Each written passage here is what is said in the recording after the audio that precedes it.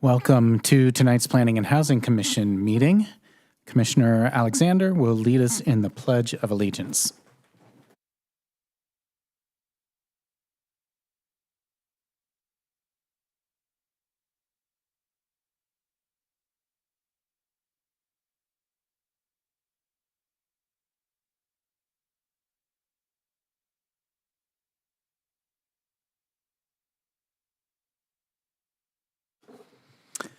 At this time, I'd like to call the meeting to order. Individuals wishing to address the Planning and Housing Commission are requested to complete a speaker card and give it to the secretary prior to the item being heard by the commission. Please observe a 3-minute limit for these communications, and once called upon to speak, please state your name and city of residence for the record. Our first item to consider is a review of our meeting minutes from the September 9th, 2024 meeting. Ms. Capilla, did we receive any speaker cards from the public for the meeting minutes? No, Chair, we did not. All right. Any discussion needed from the commission on the minutes? Just the spelling correction that the secretary already had. Thank you. Okay, very good. Do we have a motion then? I go ahead and move. I'll second.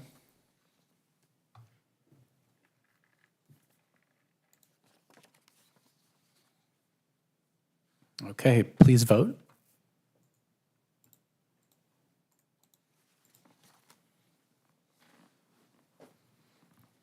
Okay, the meeting minutes are approved. Next, we have one item on the consent calendar. Consent items are not heard as public hearings and can be approved without discussion. Do any commissioners have questions or otherwise wish to pull the one item from the consent calendar? Chair, I'd like to request that we pull the item for public comment. Okay, very good. I do have a public comment. Were there questions that the commission wanted to have addressed first? No? Oh, I don't know if you want to hear from the public first. I'd actually like to hear a presentation on it and have some Right. questions on the presentation. Right, so let's do that then, and then we'll have the comment from the public after that. So then this item is for GPCD 2024-0010. It is a general plan consistency determination for the vacation of 2 public trail easements located within Lot C of Tract 37030 and Lot H of 37644. The applicant is the City of Corona Planning and Development Department. And we have Ms. Sandra Vanyan, our planning manager, to present. Thank you.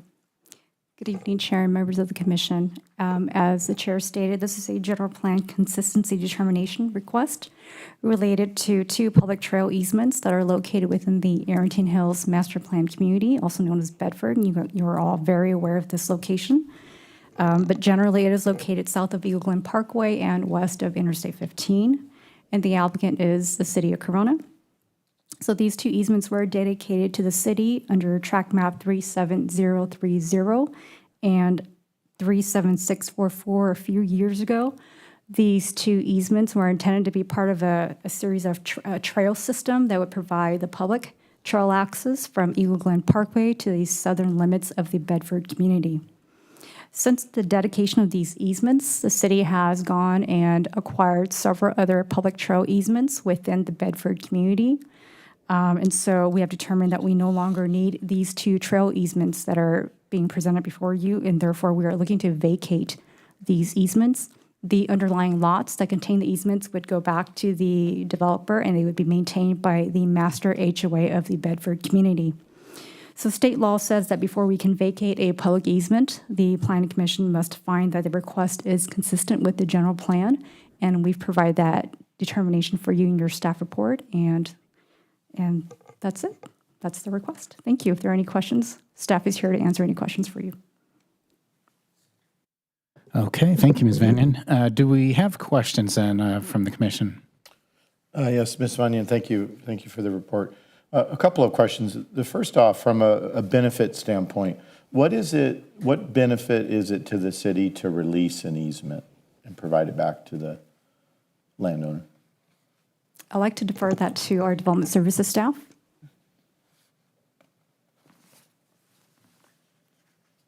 The reason why these easements are being vacated is because they are actually going in between private roads, so they're not necessarily connected to public right-of-way. Right. But is there a benefit from a timing standpoint that now that the city released the easement? I don't know. Not necessarily. Not necessarily, okay. Benefits. And in understanding the staff report, there's reference to the continued trails that are throughout that development area, which includes, I believe, 2 areas that are currently under development. So I think it's Phase 3 and Phase 4. And is that what is being referenced in terms of the completion of the trails program? Are you including those areas that are in future development, I guess? Correct. Okay. And those are connected to other trails that are public. So these that are being vacated, they're not connected to public trails. Okay. They're just private. Right, all right. And then just the last question. So I was looking at the area that's shown in the exhibits. There is a trail or I think it's a paved path even, just looking at on Google Earth, and it is closed at both ends. And so when the original easement was developed, was the intent that that would have been open trails? So public trails versus, I guess, private? Where exactly is that you're referencing?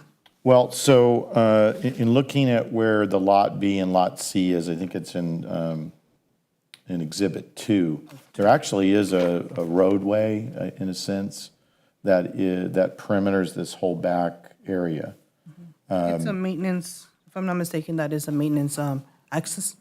Okay, so that's a maintenance access. It's not per se a trail then. It's a combination of both, but it is for the private developed community. I So see, not for okay. public access. Okay, so that's where I was going, because I noticed in the write-up, there was a comment about allowing it to be a private trail for a community. So that's what that is. Correct. Okay. I think that's my questions for now. Thank you for answering those. Right now, who's maintaining? Because I can see the pavement. Also went out to see the gates. So there's the paved section, and then it looks like DG and landscaping, that sort of thing. So the landscaping currently is maintained by the HOA, but is the city maintaining that easement? It is maintained by the HOA. Okay, so it's maintained by the HOA, but it's The portion that's being vacated. correct, but it's owned by the city, looking to be vacated and give it back No, no. to the HOA? I don't think we've done any maintenance on it. Okay. But So it's, the HOA is taking care of it, even though it HOA, belongs to the city. And I also had questions about the gate. If it's intended for the residents to use that area, how do they access it with the gates closed within their community? I went out there today and spoke to a couple residents whose yard backs up to it. They have no idea how to get access to that area. yeah, I did not know it was gated, to be honest. I haven't visited the site. I mean, the so- maintenance guys were there doing their thing on the other side of the gate, so obviously they have keys to get in and out, but the residents had no idea. I guess my other thing, were these included in the Trails Master Plan by the Parks Commission? Were these added to that, or how does that work?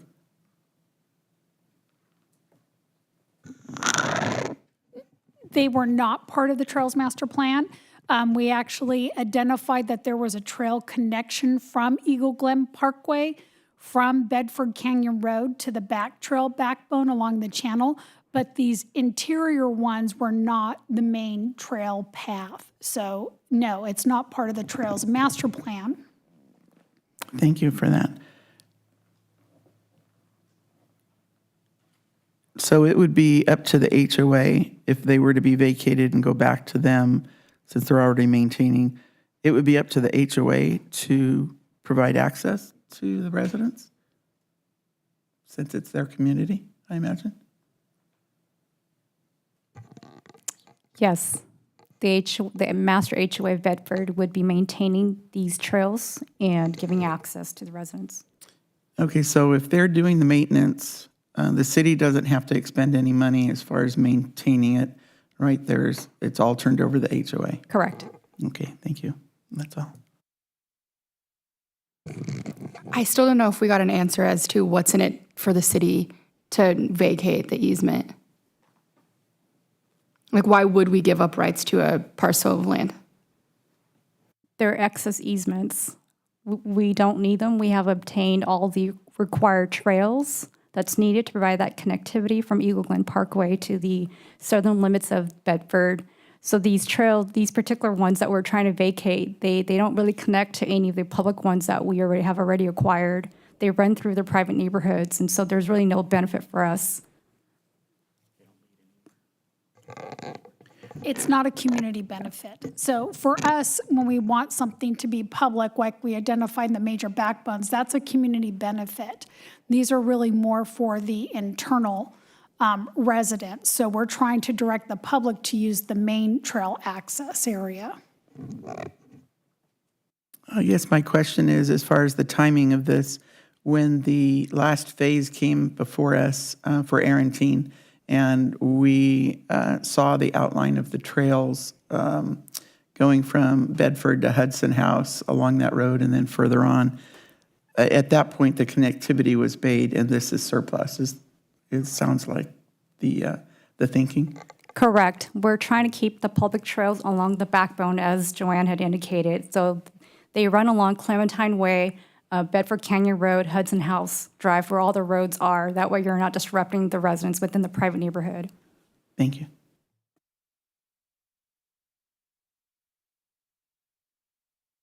Okay, well, it seems that's all the questions we have. So then in that case, I will open a public hearing, and then we have a speaker card from Mr. Dwight Woodard, and we'll hear from him.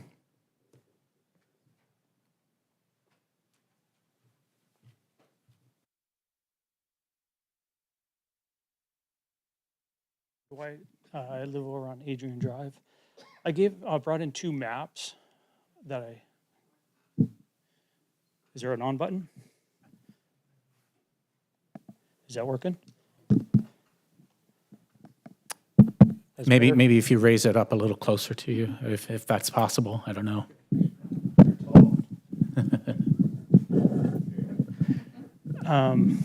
I brought in a map because I think these guys, everyone here probably likes maps, like I like maps. Can you put those 2 maps up? I gave it to the gentleman. Yeah. There's the first one. Okay, that's the big overview. So this map is called the heat map off of Strava. Strava is a application that you could track your rides, your walks, your exercises, all the way to even like boating or canoeing. But this one is taken off that area. It's kind of a little upside down. But It's upside down. Yeah, can you guys make it out, or they could spin it around? But the white colored is the highly used area, and then it turns down to blue. So you could kind of see everybody going from the clubhouse of the golf course, and they make that zigzag to go up to Bedford. I was part of the Trail Master Plan, and the idea was to try to get people from the shopping centers up the stream because people are already using that, as you could tell. This map, I'm not sure what year this aerial is from, but you could see the map that the existing trail, or trailhead is what it really is highly used in that developed neighborhood. Can you pull up that second map too, please? So I circled the area that is being vacated, the public trail. So you could see people are using it. I don't know if it transfers well on your screen, but you could look and you can see the purple all the way around, all the way up to the corner of Eagle Glen and I don't know the name of that street, the one that you want to push everybody to go to Border, or no, I mean, not Border, Bedford. So up in the corner, that's the gate that's shut. So obviously, people that live in the area are using it. I ride a lot. I've seen that gate. You have to kind of go around through the bushes to get to it. But with that said, it's used. So if we're calling city land surplus and we're a city of trails, so I can't see city of trails having surplus trails. So if there really is no benefit, financially, if we're not getting like documented criminal activity back there, or, documented public nuisance, I don't see the reason why we need to get rid of that. So I kind of oppose that idea. I saw the letter from the developer, so I don't know if that was part of the deal, was saying, hey, you give us the big Bedford, and then we'll get rid of the small one, but you have to go through the process, which I kind of understood that. But if we're going to do that, I feel like I'm running out of time. But if we're going to do that, is there a way we can make a mechanism to keep that a trail opened, at least for that community right now? Because you can see people are using it. It would be nice for the public to be able to use it, but at the same time, it is a direct shot to the shopping center.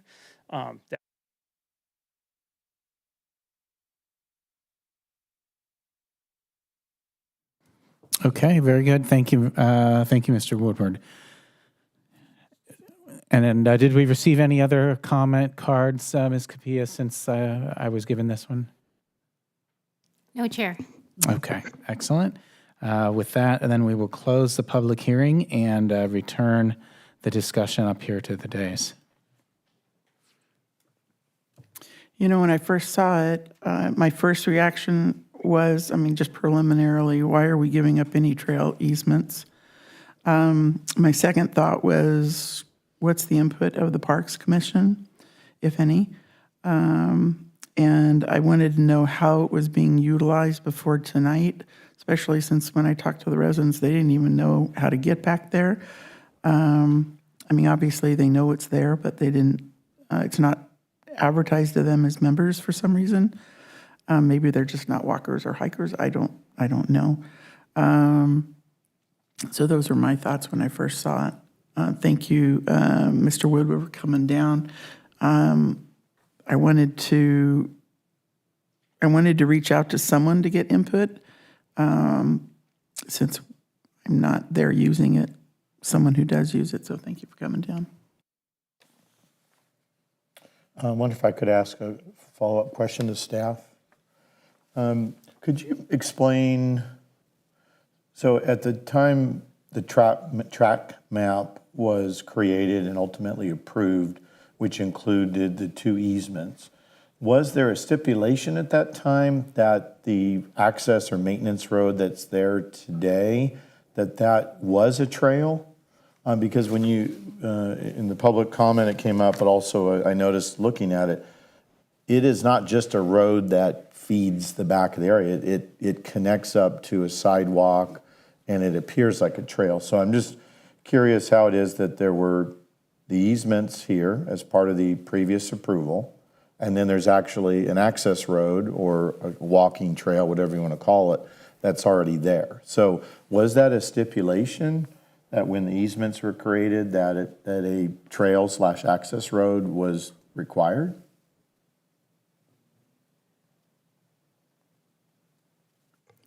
The recommendation of these 2 phases actually predates us, so we don't know the background of why these are dedicated to the city as trails. Yeah, okay.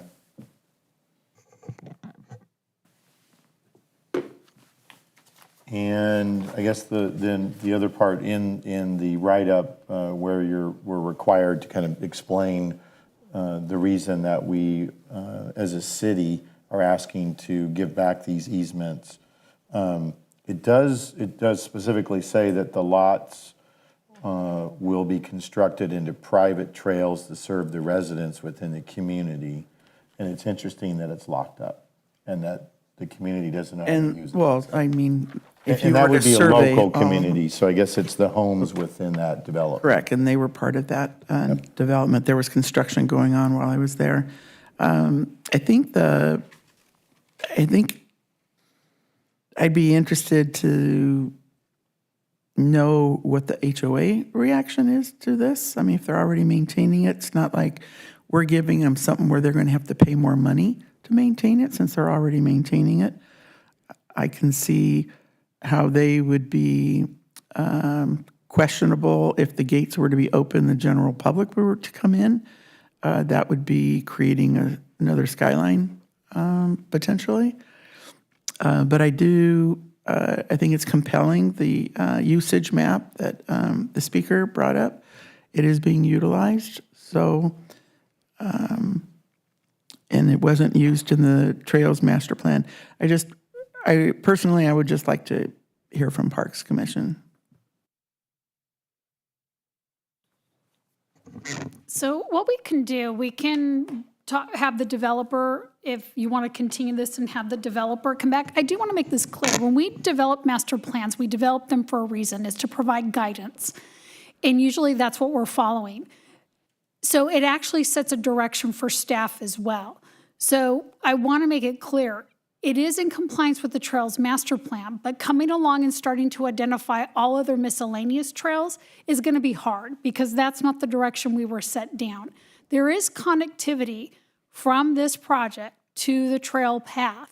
It's just that, yes, they want to vacate this one. So we could definitely bring the developer back. I think he can explain in detail what is going on and can also express what the HOA is doing and why this is something that they are pursuing. We could definitely do that. But this is not an item that would go back to the Parks and Recs Commission. And I understand before us today, it's asking for the general consistency with the general plan. I just have these outside questions about it. So thank you, Ms. Coletta. So then, in what direction would the commission like to move here? Do we want to make a motion on this item? Do we want to wait to get more information from the developer, or maybe from the public or from members of the Parks Commission who would not necessarily consider it as part of their commission duties, but may have knowledge and expertise they could share with us? I would feel comfortable continuing it so we have more information. I would support that. Okay, then is that an actual motion?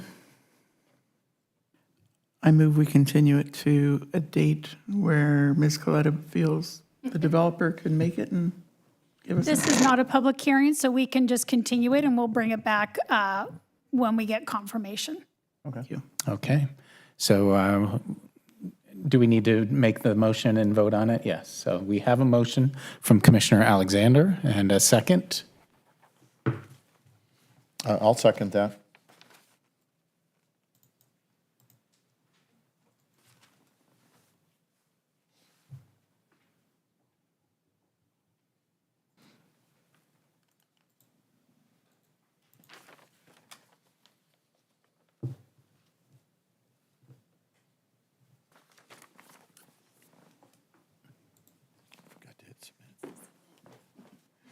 Okay, the item has been postponed, moved. Next up then, we have communications from the public, which is a part of the agenda intended for general public comment on items that are within the commission's jurisdiction but are not listed elsewhere on the agenda. State law prohibits the Planning and Housing Commission from discussing or taking action on these items. So do we have any speaker cards, Ms. Capilla, for public comment? We do not, Chair Woody. Okay, thank you. Then we do have two public hearings this evening. These two items are related, and so staff will present a single effort on them. First is Precise Plan 2023-0007. This item was continued previously by the commission. It is a precise plan application for the review of the site plan, architecture, landscaping, and other features associated with the development of a 4,110 square foot automated car wash tunnel with 11 vacuum stalls, gas station with 5 double-sided fuel pumps, and a 3,725 square foot convenience store.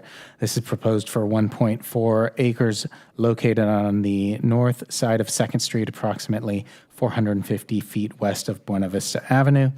Item 6.2 is CUP 2024-0006, a conditional use permit application for the 4,110 square foot car wash, which is proposed for the aforementioned development, consisting of a gas station and convenience store. So this is located again on the north side of 2nd Street, approximately 450 feet west of Buena Vista Avenue. Applicant is Greens Development. And once again, we will hear from Ms. Vanyan, the planning manager. Thank you, Chair. As stated, these two items are related, and so I will be presenting them together. The project site is 1.40 acres, and it is on 2nd Street between Lincoln Avenue and Buena Vista Avenue. The site is Zone C3, which is a general commercial zoning. Just some background. So the project was initially submitted to the city back in September 2023, and it was presented to the Planning and Housing Commission on July 7th, 2024. And at that meeting, we heard several concerns that came from the commission regarding the proposal. And so the project was continued to the August 12th Planning and Housing Commission meeting. And then at the August 12th meeting, the project was taken off calendar, and here we are today. Since the initial July 8th Planning and Housing Commission meeting, the applicant has made several revisions to the project to address those concerns that were raised by the commission at the July 8th meeting. This presentation will focus more on those project revisions. But before going into those changes, I'd like to just provide everyone just a very brief overview of what was originally proposed to the commission back on July 7th, or July 8th, excuse me. So the original project was for a 1,900 square foot drive-through restaurant, and it included a gas station with 7 double-sided fueling pumps and a 3,775 square foot convenience store. This is an overview of the concerns that were raised at the July 8th meeting. So there were several concerns ranging from the project signage to an off-site crosswalk that the project was required to construct, to the on-site landscaping and the drive-through restaurant.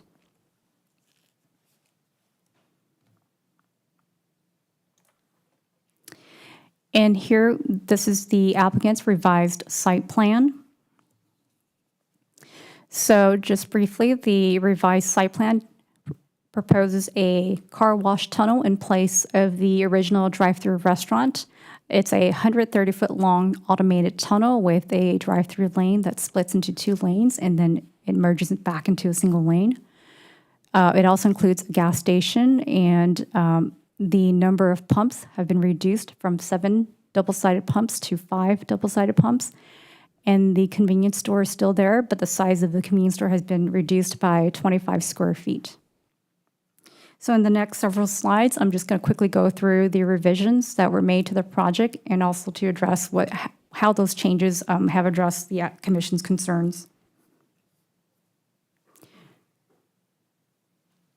So the first concern has to do with the project's signage. Originally, the original project had proposed 4 types of parcel identification signs, and the commission had concerns with them because they did not comply with the city's sign ordinance. So since then, the applicant has made changes to the signage. The number of signs have been dropped down from 4 to 2 signs, and that includes a freeway sign that's 40 feet with an electronic message center along the site's freeway frontage. There's also a second pylon sign proposed at the west corner of the site, and this would be along the site's 2nd Street frontage. That's a 15-foot high sign that would advertise the tenants within the center. And there is a third gas price sign proposed by the gas station, and that sign is actually exempt from the city's sign ordinance because it advertises only gas pricing and it is below 25 square feet. It is exempt under state law.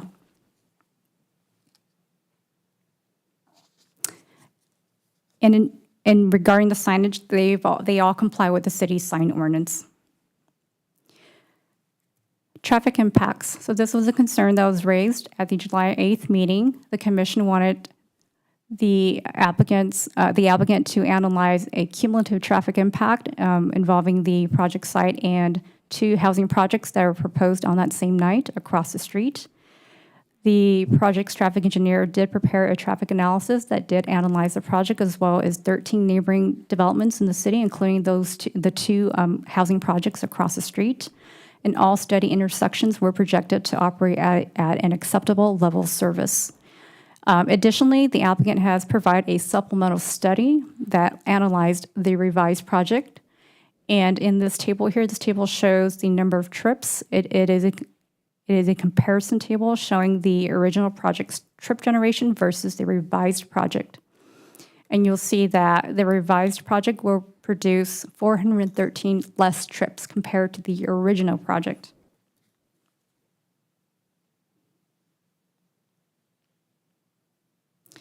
Trash enclosure.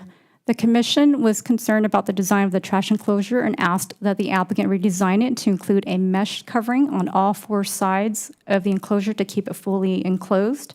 As the applicant has done that, he went back and redesigned the trash enclosure, and now it includes a covering on all 4 sides. It encloses off that gap between the block portion of the enclosure and that cover.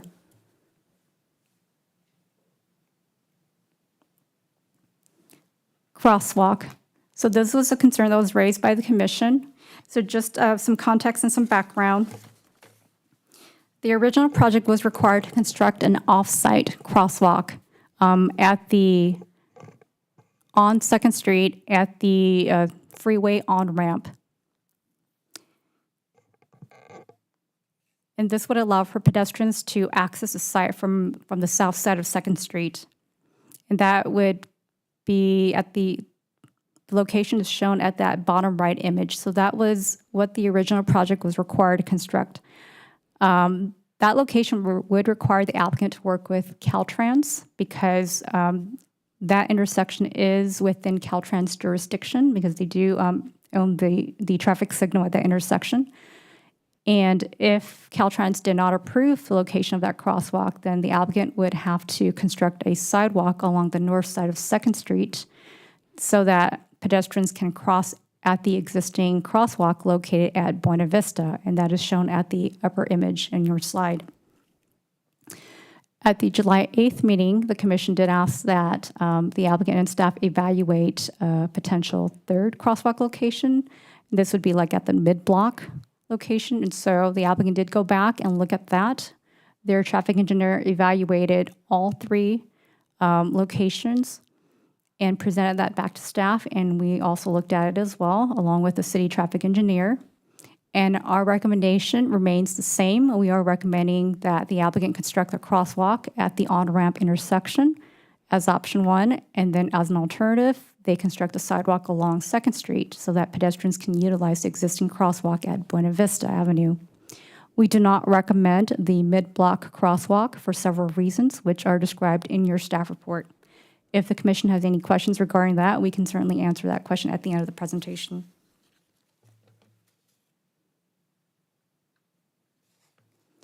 The on-site landscaping.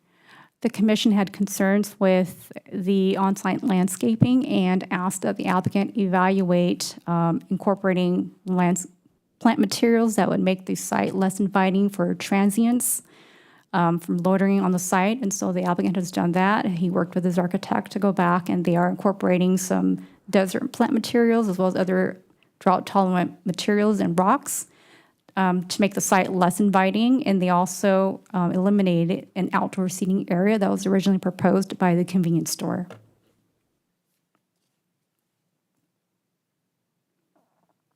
And our final slide tonight, so number 6. The concern was with the convenience store being located in proximity to the freeway and inviting unlawful activities. The commission asked staff to contact the police department to have them weigh in on the project, and we did do that. The comment that we received from the Corona Police Department is that they do not have a concern with the site. However, they are asking for certain mitigation to be implemented to help mitigate potential crime. And that would include having making sure the site is adequately lit, installing security cameras facing 2nd Street, and giving the Corona Police Department access into those cameras. The applicant has agreed to those mitigation measures, and so those have been added into the project's conditions of approval. Number 7, fuel tankers causing queuing issues and interfering with the access in other areas of the site. The applicant provided an on-site circulation plan to staff to review, and we have no concerns with it. The site has adequate on-site circulation. Number 8, unknown tenant for the drive-through restaurant. This is a concern that the commission had. When the project was proposed to the commission on July 8th, the applicant had not yet identified a tenant for the drive-through restaurant. And so there are concerns with potential spillage and queuing and interference with other parts of the site. And the commission had asked the applicant to evaluate potential design constraints or operation constraints for the drive-through. Instead of doing that, the applicant decided to eliminate the drive-through and has replaced that with the automated car wash. This car wash does include 11 vacuum stalls, and it is a self-service car wash facility. The zoning does require a conditional use permit for a car wash, and that is why we have a separate conditional use permit staff report for your consideration tonight. And finally, the commission had a concern, or they inquired about replacing the proposed perimeter wrought iron fence along the site's freeway frontage with a block wall. The applicant did evaluate that and would prefer to keep the wrought iron fence instead of doing the block wall, because he is concerned that the block wall would invite graffiti. And with that, we are recommending approval of the revised project. Specifically, we are recommending approval of the precise plan, which is for the overall development, and the conditional use permit, which is for the car wash. If there are any questions, I'm available to answer them. The applicant's team is also here as well. Thank you. Okay, very good. Thank you, Ms. Mannion. So then, for the precise plan application first, we will do our best to ask questions separately between that and the conditional use permit. Commissioners, any questions for staff?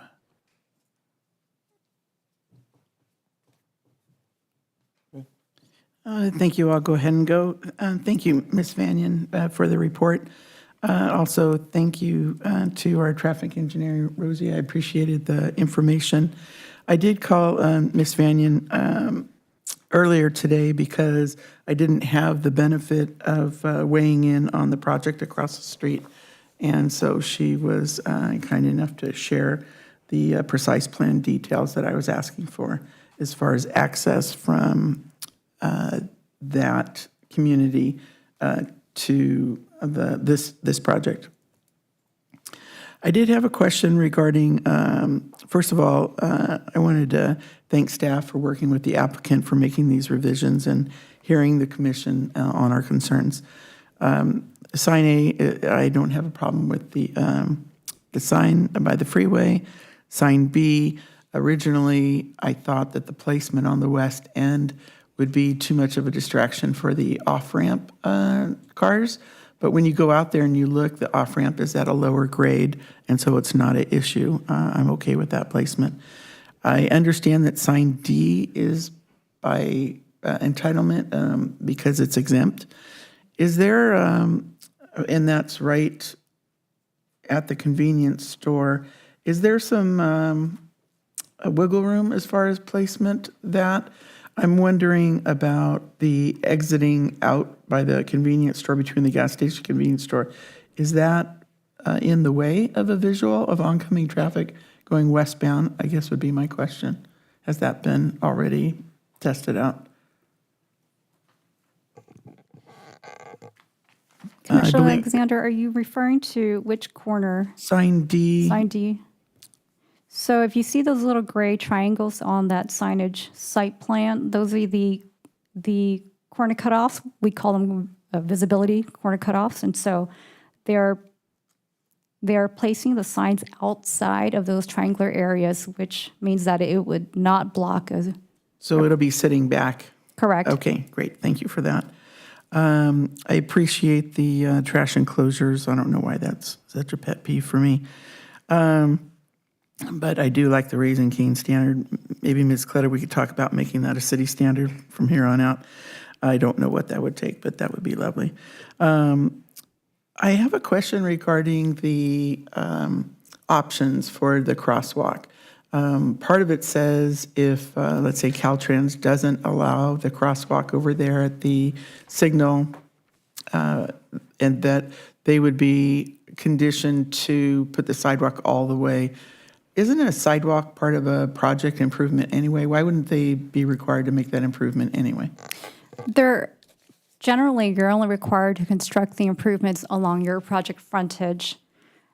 For this particular project, they are doing that too, but then in order to use that crosswalk over by Buena Vista, they would have to extend the sidewalk beyond their project frontage and make that connection all the way to Buena Vista. That's not typical of a project. Okay, we can talk about that some more, but considering my concerns with foot traffic, we can talk about that some more. As far as the landscaping goes on Exhibit 8 for us, I noticed that in the landscape plan, it talked about an existing chain link fence. Is that right there up at the top for the on-ramp? It's got two annotations in between the word on-ramps and the 91 freeway. It identifies that chain link fence, and it is out there. Is that the project chain link fence, or is that Caltrans chain link fence? Will that go away once they put their wrought iron in? The applicant is indicating that it's Caltrans chain Oh, it link is fence. Caltrans. Okay, that was my question. Thank you. I appreciated the car wash going for 2 lanes in the rear for throughput and then coming back for one of them. The illustrations on the rendition that were provided in our packet showed it is 11 vacuums, correct, versus 10? There was only 10 in the design. It is 11. It is 11. Okay, thank you. I had a question regarding the exhibit that talked about I guess it was the elevation, when it showed from the freeway looking at the project there and the vines on the wrought iron. Sometimes we see different locations where the vines have died. Is this part of their conditions to maintain the solid view of the vines for aesthetics, or how does that work with the conditions on landscaping? We don't have a condition that requires them to maintain it, but we can certainly add one. I mean, that's why it's there now anyway, for a barrier, I would imagine. Yes. Thank you. For now, that's all I have, Chair. The landscaping that she's talking about along the wrought iron, is that on the Caltrans side of the fence and their problem, or does that become the applicants? The vines would be planted within their project site, so it would be Okay. the applicants. Ms. Vanian, I had a question on the signage, and thank you for really the comprehensive detail and explanation of each of our concerns. It's very helpful. On the signage, I understand everything is per the sign ordinance. For the new sign, which will be the digital signage, what is, if you could refresh your memory, what is allowed to be shown on that digital signboard? They can only advertise the tenants and their services that's within the shopping center. Right, okay. Yeah, because I obviously see our City of Corona emblem on there, which is great, but it can only advertise what's there. Is it also a public message board, or no, just No, what's local? correct. See, and I thought it was nice that they were going to give city time. Yeah, at first I went, okay. Okay, because there are some cities that have that, right? So they have it. So actually what we would see there would be the either gas station or the car wash or specials that exist within the car wash or something. Correct, any services associated with the uses on site. Great, okay. And Ms. Alexander, you asked all the questions I had written down. I'll pass back to you if you didn't. Well, here's my concern after, I really like option 2 as far as the mid-block crosswalk. After discussion with Rosie, I understand that there's restrictions because of the distance from the on-ramp signal to the project and the 300-foot minimum that is not safe for that type of usage for a crosswalk. So I appreciate the explanation there. So I'm looking over here at option 2 up on the screen here. And not that it would be perhaps there, but in our discussion, pulling it back so it would be closer to, this doesn't show the project that you all weighed in on as far as where what percentage of the project. I think this project in front of us, the applicant, their lot ends to a point just about where the project of the apartments is starting on their west end. But as far as a question, I don't have any as far as that goes. I do want to bring up, Ms. Vanian, the EV charging stations. Wasn't that part of their parking? They had 16, and some of them, 1 or 2 of them, were EV stations. I don't recall, but I can have the applicant get up here and Okay, later on, I respond to can that. ask them about that. Only because it meets requirements the way it is now, I get it. But if the public is starting to use those as charging stations, how long would they be unavailable to customers? I guess we did have that discussion. I just forgot where we left it off. I wondered if in the application, working with the applicant, talking about the operations for the car wash, was that brought up at all? Or shall I wait for the applicant? Yes, I apologize. It was, the information was provided in the staff report, but not included in my presentation. So the applicant will be operating the car wash.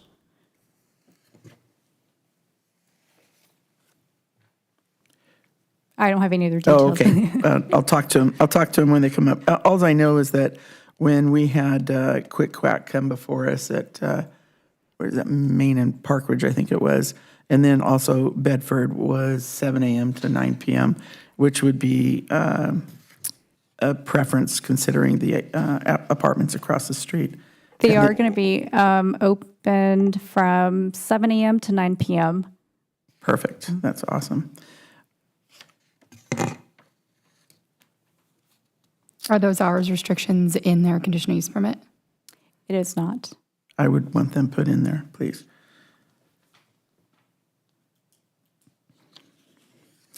I was pleased to see the medians that were raised that will direct the traffic in and out, right in, right out only, because right now they are not adhering to those. So I was happy to see that median. I guess that's all I have, Chair. I have a question on the electronic reader board. Understanding that it's got to be a tenant on site that the advertising is for, is there any restrictions for age-restricted sales on the reader board? So tobacco, alcohol, do we have that as a restriction within the city? Or will their vape products be advertised on the reader board? Our sign ordinance does not have restrictions.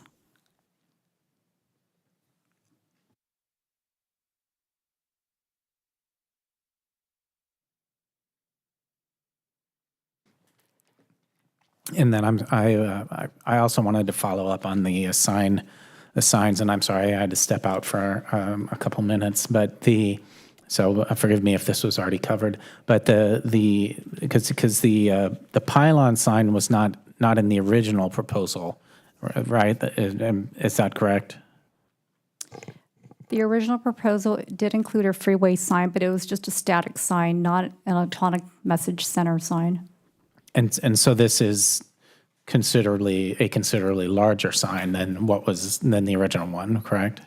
It is, I believe the original proposal did include a similar size sign in terms of the sign area.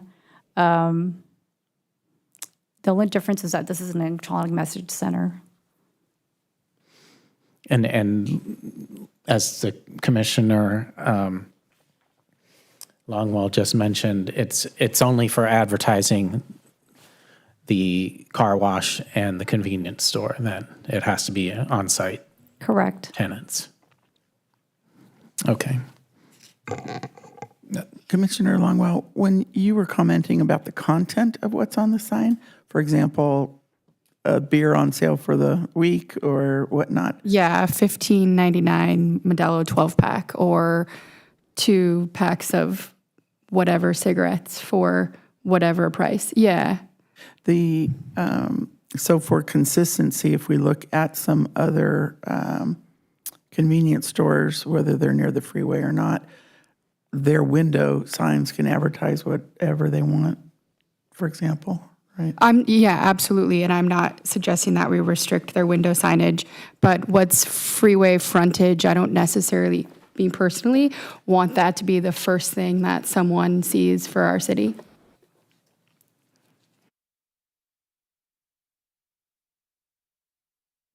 Do we have other questions then for staff at this time? Okay, then no more questions.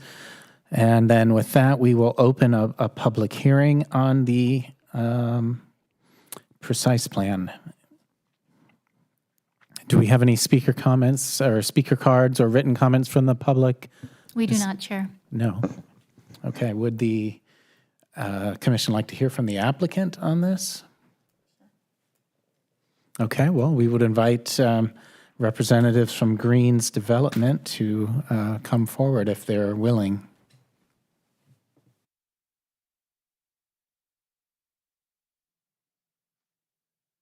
Good evening.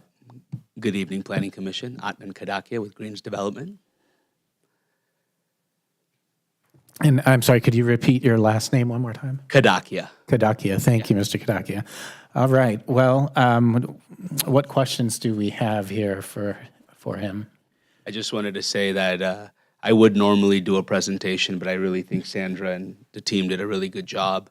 Our objective, as you guys saw, was to really take all of the comments that you had last time and do our best that we can to incorporate everything. And so we do believe we have, and obviously we're here if we have any other questions. I also have my team, my engineering team as well. Andrew Walker is on our entitlement team as well. So any questions for the team or for myself, happy to answer.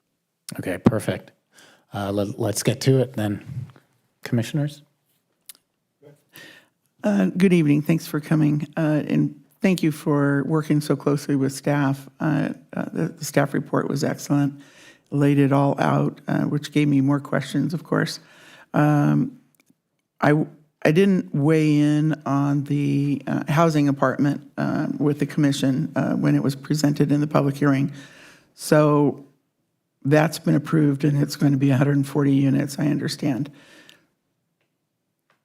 If your project comes in and you've got a convenience store, which is closer than the Cardenas Market, they're on the same side of the street and walking there. They're not going to walk 1,000 feet. They're going to cross the street and they're going to come to the convenience store. So my concern is the car wash isn't going to attract pedestrians, right? The gas station's not going to attract pedestrians, but your convenience store is. So the convenience store is the carrot enticing folks to cross the street against what I witnessed over the weekend, pretty quick-moving vehicles, especially going eastbound as they make their way to Buena Vista. So that's why I was pushing so hard for a crosswalk there near the down from the convenience store. But your project isn't going to pencil without the convenience store. I get that. The three parts, it takes all three parts of it. I was pleased to hear from Rosie about signage. I mean, ultimately, if we look at this, pedestrians have just as much responsibility as the city to make sure that they are ensuring that the walkway before them is safe before they cross. And we certainly can't control behavior of everyone to their possible injury or whatnot. I did want to ask you about the operations, the vacuums that are exposed on the south side, which the noise would carry to the apartment complex for those folks living there. So I had concerns, that's why I was asking about the hours of operations. Is that is that what you wanted, the hours from 7 to 9 p.m.?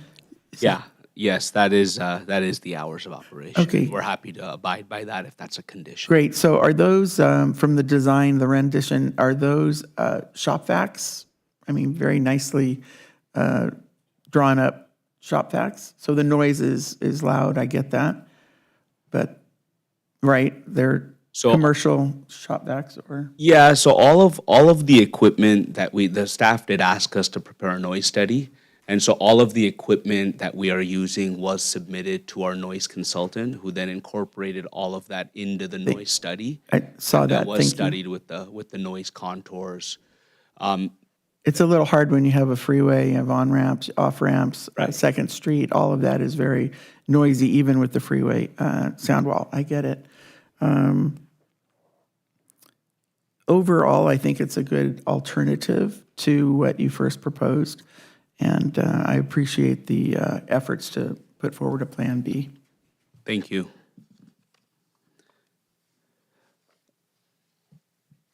I just wanted to make one comment as it related to the crosswalks.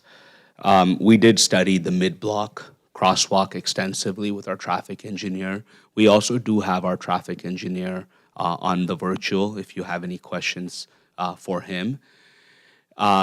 His suggestion, at least the way I understand it, is the best location for a pedestrian crosswalk is on Buena Vista. That would require us to then build that sidewalk all the way from Buena Vista cross-section down to our property. Right now, there is no sidewalk there. It would probably be the most costly option as well for us, but longer term in terms of just connectivity to the rest of the housing developments on that side, all of the residents, not only just that apartment complex, but the other residents down that way. We believe that that would be the best option. Obviously, staff would like us to study the option with Caltrans for the crosswalk at the freeway on-ramp. The mid-block, from our traffic engineer's perspective, and the way I understand it from the city traffic engineer perspective, is not an option for a variety of reasons. We accept the conditions as outlined by staff. If we had a choice, and I think my traffic engineer could speak to it, he would prefer us to construct the sidewalk from our property down to Buena Vista and install whatever is required there to address the crossing of the pedestrian traffic So what you're saying is Second and Buena Vista, is it, in Buena Vista. Second and Buena Vista is not going to be, it is recommended, is it not going to happen? Or does Caltrans come first? We're asking that he study the Caltrans intersection first. And if that doesn't pencil out, then the Buena Vista one would be the alternative. Can we do both? Thank you. Can we, pursue the Caltrans crossing while also extending the sidewalk? Yeah, I mean, it's really not a requirement. I mean, obviously, you guys can impose whatever restrictions you'd like, but it's really not a requirement for us to develop anything outside of the frontage, right? So the agreeance to putting in a crosswalk is something that we're, of course, willing to do. I think burdening us with both of them, along with that improvement, is quite a bit of burden for this particular project. Additionally, pedestrian crossing from that side, right at that freeway location, we just don't believe there's going to be a lot of traffic at all coming pedestrian from that side in that particular location, crossing over to come over to our property. And I can have Scott speak to this at all if you'd like to hear from the traffic engineer, if you have any Well, questions. here's my pushback to that is that if the traffic is coming from the east side, from the apartments over there, whether it's to come to Cardenas or whether it's to come to your project, then it makes sense. I agree with Second and Buena Vista. I think that should be, I think that one should be a priority because that's where the population is. Whether it's drivers or, I believe Ms. Vanian told me today that the apartment project faces Buena Vista. So that's where they're coming from for vehicle traffic. As far as Caltrans, I just see that as a long, long process. And I don't know that it's going to come along at the same pace, timing of your project's construction. So I'd rather see something rather than nothing for a long period of time. That's my 2 cents. So do we have further questions for the applicant? I guess I was curious then about the pylon sign, since that was not in the original proposal, at least this version of it. It was before. It was kind of more the standard with the stacked listing of tenants, and I know.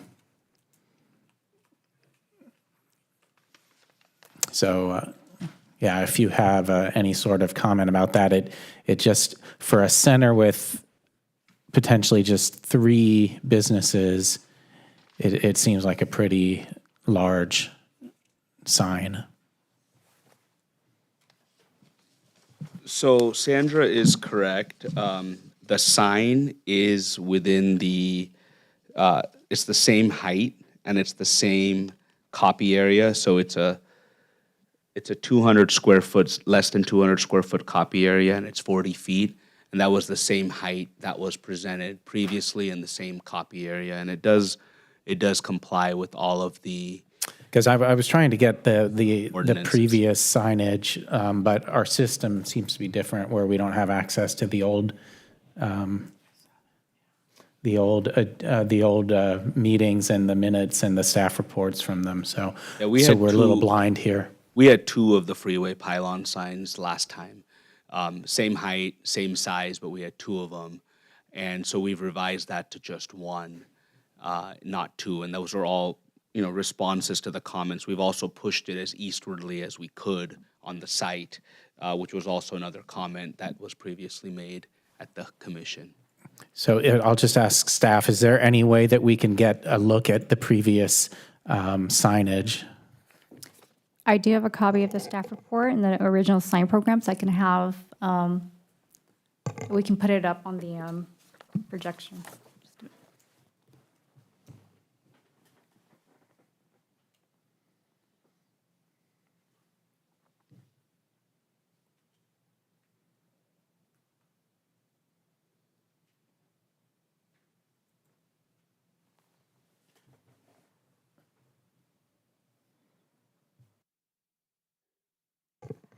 This was the original pylon sign that was proposed under the original project. It is proposed at 48 feet tall with a signage area that exceeds 200 square feet. It doesn't meet the sign ordinance. And so the one that's being proposed today does meet our sign ordinance.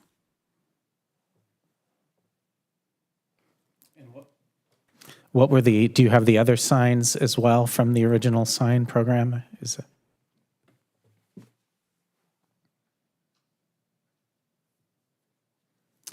That was a second sign that they had proposed.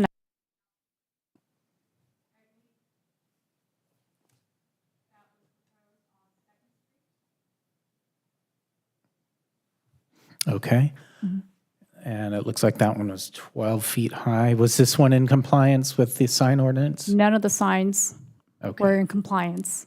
Okay. So there was the original pylon, there was this, and then what, some monument signs as well? There were 2 pylon signs and I think 2 monument signs. There were too many signs. It exceeded what the code would allow.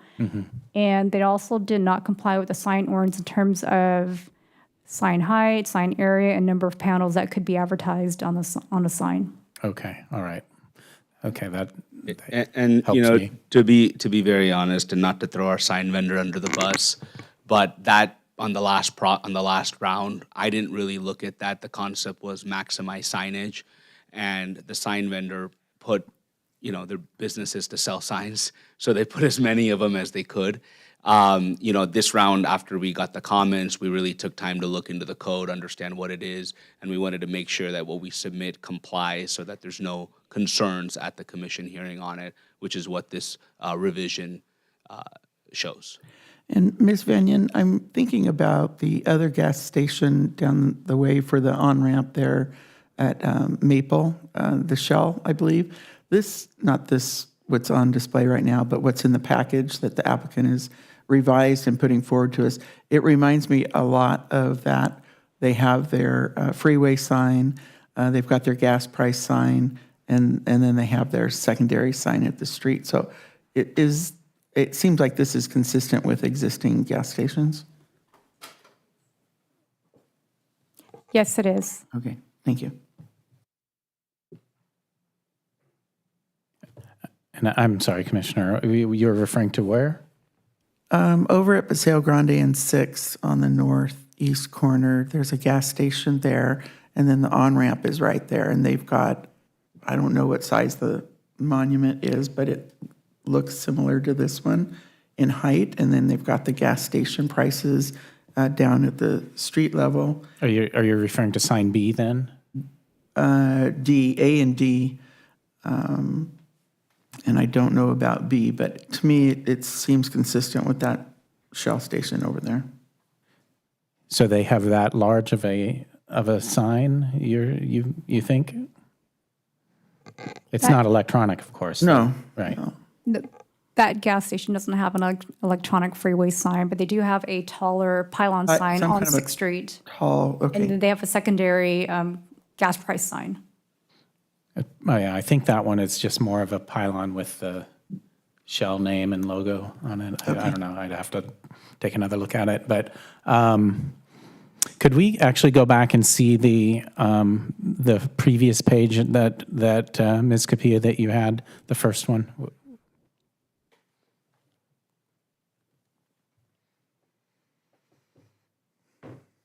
Okay, so this was the original one, and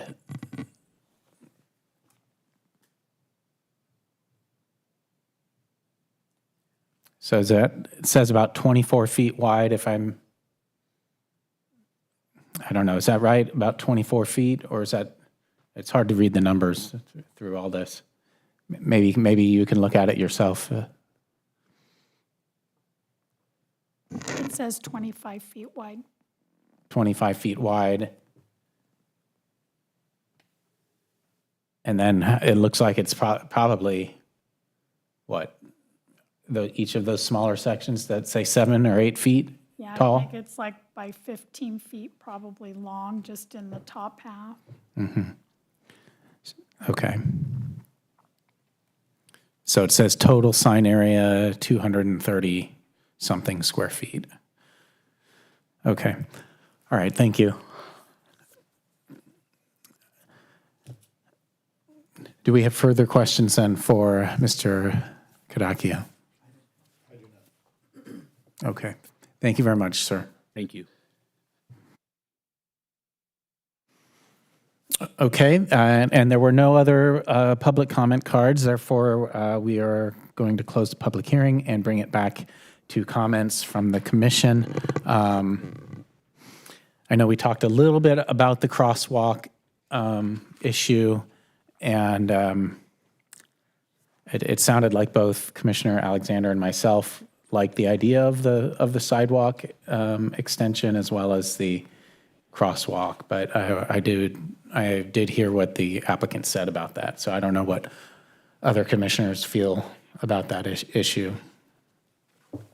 Well, if we're looking at consistency with other projects and what is required of them with street improvements, sidewalk improvements, and it's usually restricted to the site itself, then that would mean that the sidewalk would go from the on-ramp all the way down to the corner just beyond where their convenience store is. And if Second and BV gets a signal and that's the way it goes, then they would extend it all the way out, and that would make sense. So I guess I'm okay with that. As far as Caltrans, I don't know how long that process is. I don't know what, can it be done in the same time that the construction of the project's going to be done? I think it's anyone's guess, just depends on Caltrans since it's their wheelhouse. I guess maybe I'll ask questions of staff again here, maybe Mr. Horn. If staff has any idea about the, Caltrans timeline, something like this, maybe in other projects or other locations.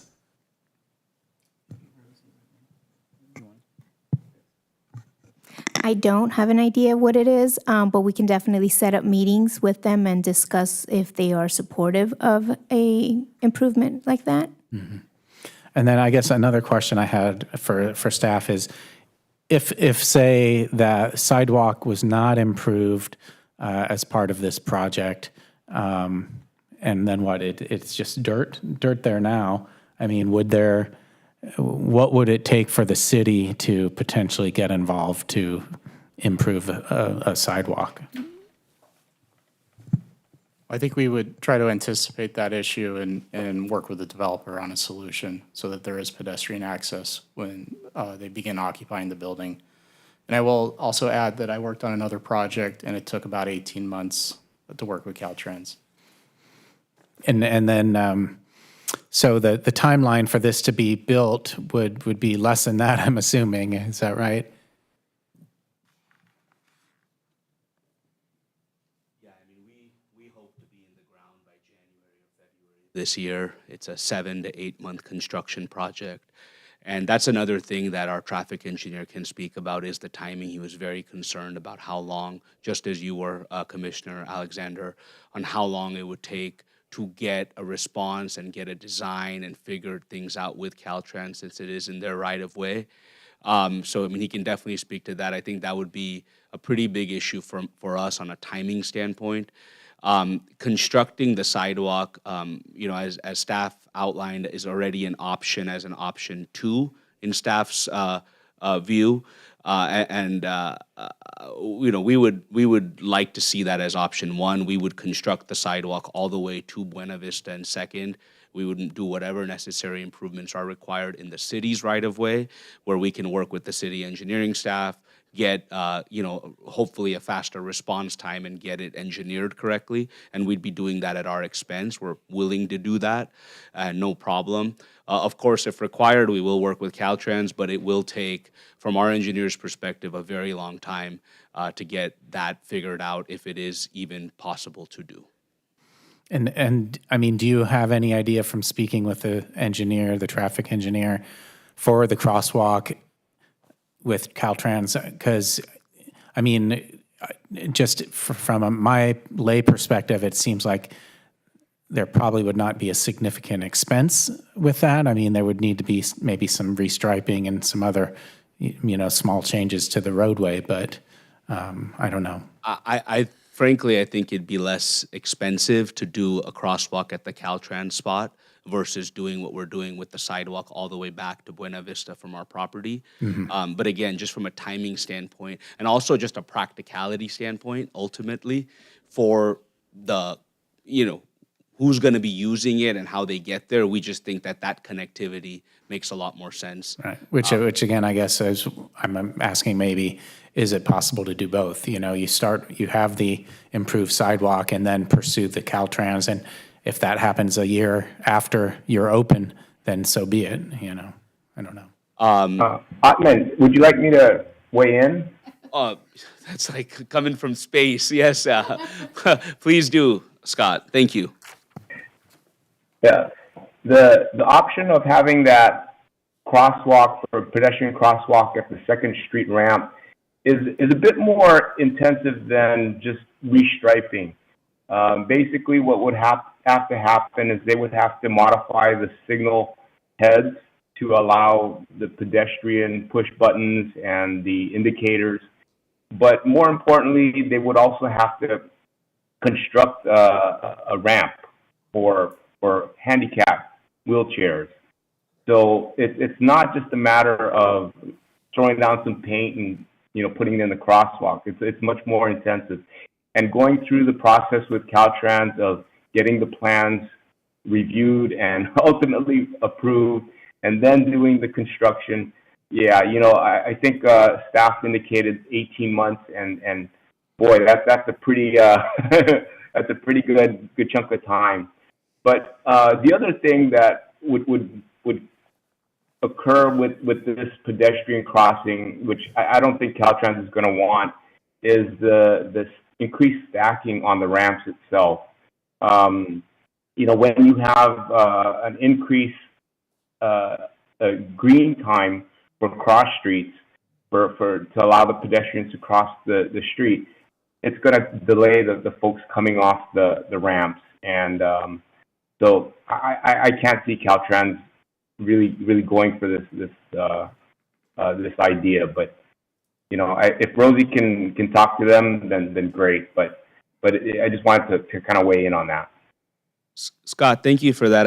I also wanted to, in the same breath, Andrew Walker just reminded me of something, and I'd like to invite Andrew up to just say a few words. Andrew? Evening, Chair, members of Planning Commission, Andrew Walker.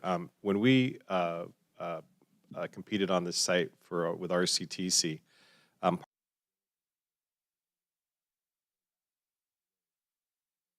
we had a project in hand, so we did meet with Caltrans, with Mark Lancaster, who's now the director at TLMA in the county, and we were told, do not touch their ramp, their interchange, just because of these kind of things. Now, that's not to say that it can't be done. Once again, in all transparency, we didn't have the project in front of us. We have been trying to get back to that same person. He's since retired, so we have been going through the chain. I'm on about my fourth person right now playing phone tag, which is just kind of indicative of what you're hearing about the time taken for these kind of processes. Thank you. Okay, yeah, thank you very much, and also to the gentleman on the phone for us. That was helpful. Can I ask a question of staff? And this is not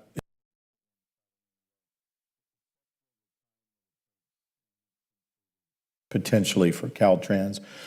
Is there a specific reason that staff recommendation is to have the crosswalk signal at Second Street over the Buena Vista? If maybe you could explain city's thought process on that, both Rosie, Ms. Rosie. Maybe to help us better understand, So the distance from Buena Vista to the site is over 500 feet, and the crosswalk at Caltrans would be directly in front of the project.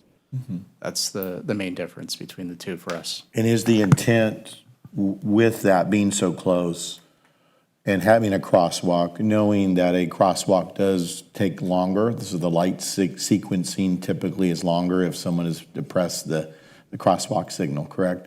Is the idea there to throttle down the traffic in this area when there are pedestrians? Is that the reason for wanting a crosswalk signal?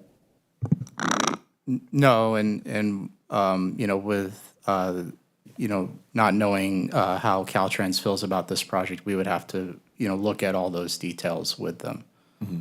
But if you mention that the 500 plus foot distance to Buena Vista, that length is quite great compared to being right in front of the station.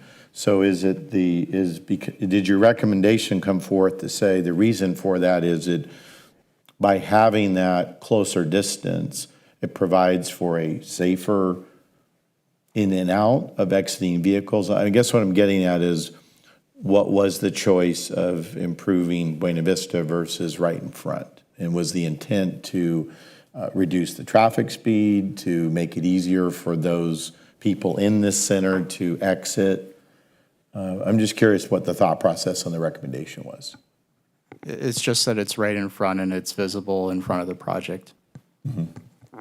Okay. But I'll add that we're okay with the Buena Vista crossing as well. It is a safer crossing at a signalized intersection than stop controlled, but if we don't want to delay the project, waiting on a response from Caltrans.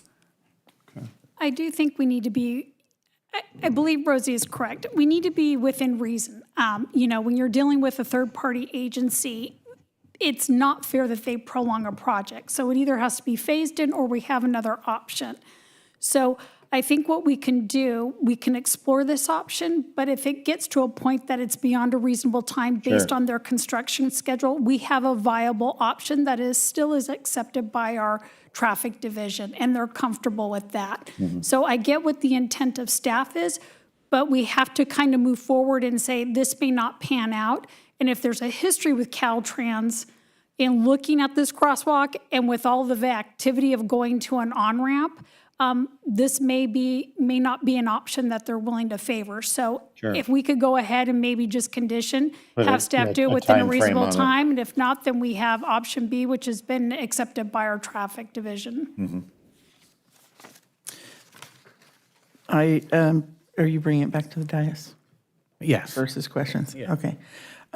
Since this is the thing that I struggled the most, as far as crosswalks having to do with pedestrian, I think everything west of the signal, west of the on and off ramps is going to be traffic, vehicle traffic coming to the project, right? What's going to come from the east, and what I witnessed was coming into the center, and now knowing that there's going to be 300 plus folks in that community that you guys approved, that's the pedestrian traffic, the apartments around that area, not just the new project that was approved. So I think the priority should be Second and Buena Vista. It's accepted by staff. It's within our control. We don't have to wait for Caltrans. I say if the discussions that staff's going to have with Caltrans has any indicator at all that it'll go beyond the applicant's ability to put this thing in the ground, then stop that discussion and pursue Second and BV. That would be a condition that I'd be willing to put forward. Sure. Totally agree. I don't disagree with that. Just one thought that came to mind is if the recommendation is to go to the Buena Vista Avenue crosswalk, could staff clarify, or maybe even the engineer, would the Second Street off-ramp have to be signed, no pedestrian crossing, which you often see? So since it's not, if it were not going to be a crosswalk, then it would have to be barred and signed, no pedestrian crossing. Is that correct? Yeah, I'll verify if it's not already. The Caltrans typically does that at their intersections whenever they have a leg that you can't cross. But if not, once again, we'll talk to Caltrans and we'll ask for those improvements. And just one other thought from, I think the applicant even mentioned it, or the engineer, there wouldn't be ADA access at that Second Street, and they would be coming all the way from Buena Vista, I believe, right? That's correct. So I just want to make sure that that has been considered, because that is a long distance for ADA access, and it may not meet the requirement. I agree. I don't. I mean, it's not perfect, but It's not perfect, and it isn't happening. You know, they're going to be crossing the street. They've got gates for pedestrians come out of that complex. Yeah. They're going to be crossing the street to go to the store. So Miss Rosie was nice enough to suggest signage there, suggesting no crossing. And that way, I think we have it covered. We can't anticipate all behavior. Obviously, they're going to do what they're going to do, but I think we all know that the tendency is to go for convenience, and just since jaywalking is no longer illegal, I think that's just natural. So I would condition that sign being somewhere between wherever Rosie decides, wherever they all decide, somewhere between the convenience store and the actual complex that you guys approved, however that layout is. So, okay, so it sounds like we all agree that the crosswalk at Buena Vista is the preferred way of doing it. Like, we all want to see that. Actually, I prefer the crosswalk at Second Street. Right. But understanding an 18-month requirement and the length on a project is probably unreasonable. Right. But, I personally think staff's recommendation of the crosswalk makes the most sense because it's proximity to the project and knowing what a crosswalk with pedestrians in it slows down, the light sequencing's longer, it slows down, it's safer. So for that purpose, I think having the crosswalk makes sense. I don't think waiting 18 months to do that makes sense, and therefore, I think language that says something to that and adding a time frame, as Ms. Coletta mentioned, makes sense, and then deferring to Buena Vista Street as a backup. Yeah, well, that's kind of what I was getting at. I don't think requiring both either is reasonable, just knowing what this commission has done in the past, asking. There's many other projects that I would love to have extended public sidewalks to. I think of Buena Vista Housing across the freeway. If we could have made applicants improve streets, we would have. So I think requiring both is more than reasonable. So then because, no, I agree with you that the crosswalk at the freeway is the best way of doing it, but the issue is we don't know how long that's going to take. So, is it what we want to do where we have the fallback plan in there? So if it looks like, Yeah, I think a condition in the language, already in the conditions of approval, staff would be putting in the Caltrans requirement. And I think a reasonable time frame should be added to that. And if it doesn't pass in that time frame, then it defers to option 2. And reasonable meaning to be done while the project's done. There's got to be some solution for a crosswalk. So Correct. when the project is done, second and BV will probably Yeah, just like be any the- other condition of approval at completion of the project. I think that's They fair. need to have a light or they need to have a crosswalk. Correct. okay. And I didn't comment on the other items, but I think, Well, I'll go through the other items just to make sure everybody gets to speak on them. Ms. Coletta, does that make enough sense to you? Okay, all right, perfect. There's mud. All right, so we've got the crosswalk issue figured out. The next one on the list was landscaping. Did any commissioners have any comments regarding the landscaping changes? Okay. Other than the maintenance in there, if they die off on the Right, wrought iron right. to get that replaced. And the issue about, we've got weigh-in from the Corona Police Department. We've got the block wall versus the fence, and Commissioner, and that was discussed earlier, but is that any comments? Right, the wrought iron that they showed in our packet is fine for me. Okay. All right, I think we all are okay with that. And let's see what else. can we talk about signage? Trash enclosure, any comments on the trash I'm a enclosure? happy camper. Okay, wonderful. And then signage, yes, we'll save that one to last. So, myself, I think that large electronic sign will be an eyesore, so I'm not a fan of that. Well, interestingly enough on that, the applicant has designed a sign program that meets our code. And this commission and the city went through upgrading the signage standards in the last 3 years, including digital signboards.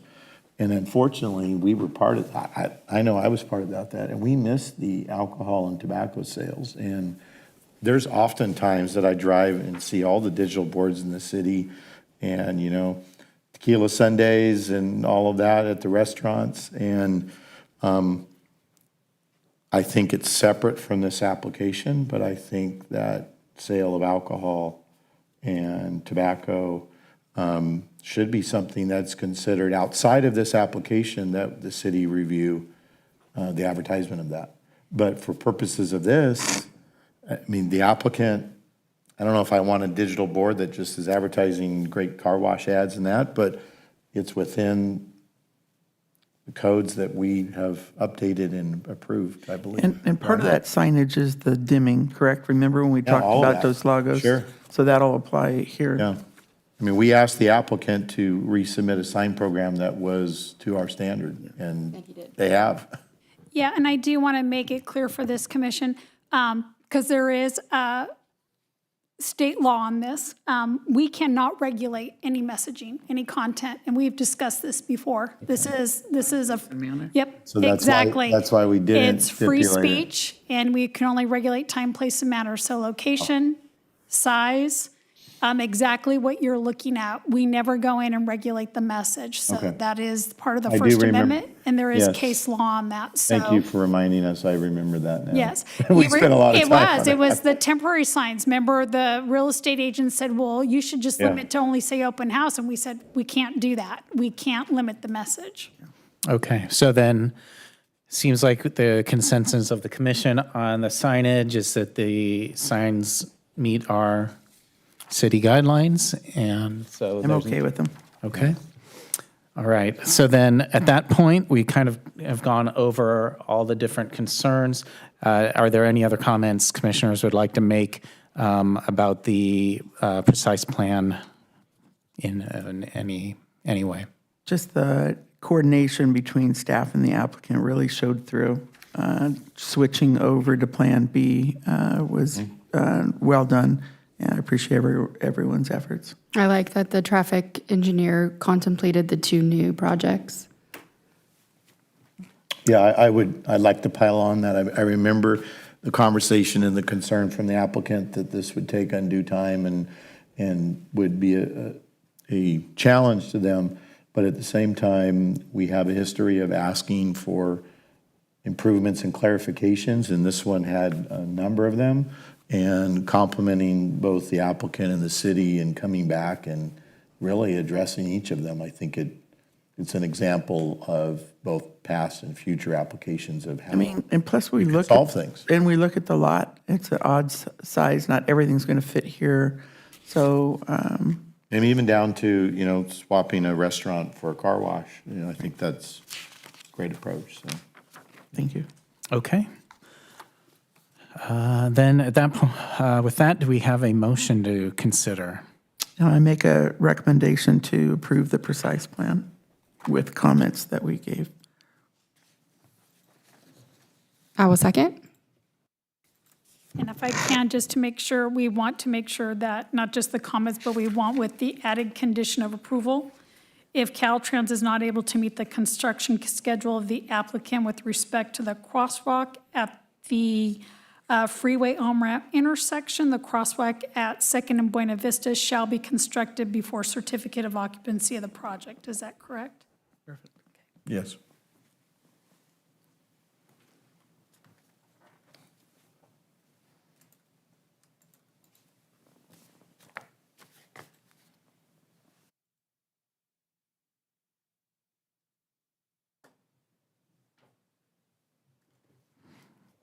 All right, then we will move on to the conditional use permit, 2024-0006. And we did hear the presentation already. Do we have questions for staff regarding the conditional use permit? No questions. I just want to make sure that the condition of hours is in the conditions of approval Thank you. of 7 a.m. to 9 p.m. Any other questions? No, Chair. Are you making a move? Ms. Longwell? And I'll make a second for this. Comment. Oh, sorry. Sorry. I mean, Sorry, Okay, Chair. so no questions, Chair. no questions for staff, then yes, we will open a public hearing. Did we have a speaker card? We do, Chair. All right, wonderful. One Let's speaker hear card. from Mr. Morgan. Good evening, everybody. The microphone's so tall now. Let me scooch it back down a little bit. I'll stand on my heels. So I feel like I'm in the position of offering what seems like a pretty obvious solution to the sidewalk dilemma. I'm sure the applicant would not care one bit about just improving to the place that the crosswalk would be at the freeway and just have a sidewalk that ends there, so that would accommodate if the city wanted to put a crosswalk in there, which a crosswalk does make sense there if it could get approved, but it wouldn't be burdensome on them. It wouldn't take them any longer, and just to extend it over there, that way it wouldn't disrupt anything, and the sidewalk could come along if the city wanted to do it, or it got conditioned or it got approved at some other point, but it wouldn't hold them up, and it wouldn't make them responsible for doing anything unreasonable. They have to improve in front of their project anyway.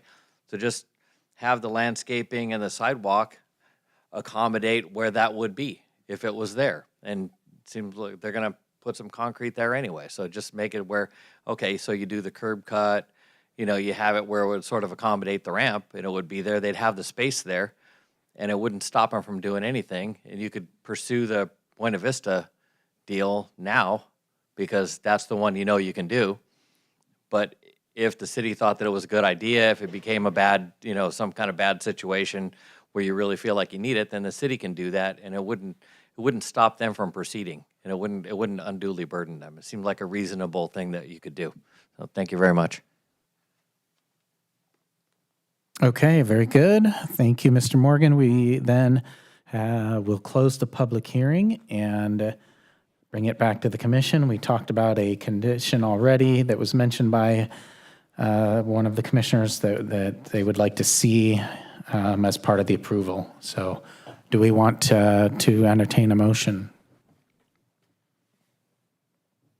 I'll make a motion that we approve CUP 2024-0006 with the addition of the hours restrictions of 7 a.m. to 9 p.m. Of the car wash. Yeah. I would second the motion.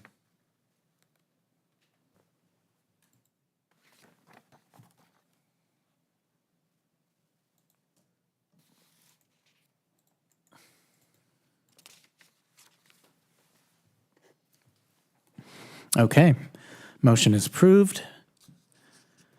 And that ends our public hearings.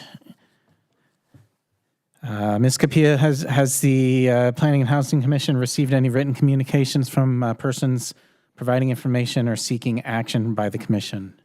No, Chair, we have not. All right. Ms. Coletta, any reports for us? I just want to let the commission know that at last week's city council meeting, the council did approve the items that came before this body. That was the Warmington residential project over there off of Garrettson. That got approved. So I just wanted to let you know of that update. Okay, thank you for that. Anyone on the commission have matters to discuss? No, Chair. I just wanted to make a comment for your staff, Ms. Coletta. Had a submission for C-Click Fix, and it was taken care of very swiftly, and got an update from them directly. And also, Director Savat, wanted to thank him for his follow-up on another item. So thank you for staff, and tonight especially, putting up with all me comments. Thank you. Okay. Thank you, Commissioner Alexander. Our next Planning and Housing Commission is scheduled for October 7th, and this meeting is adjourned.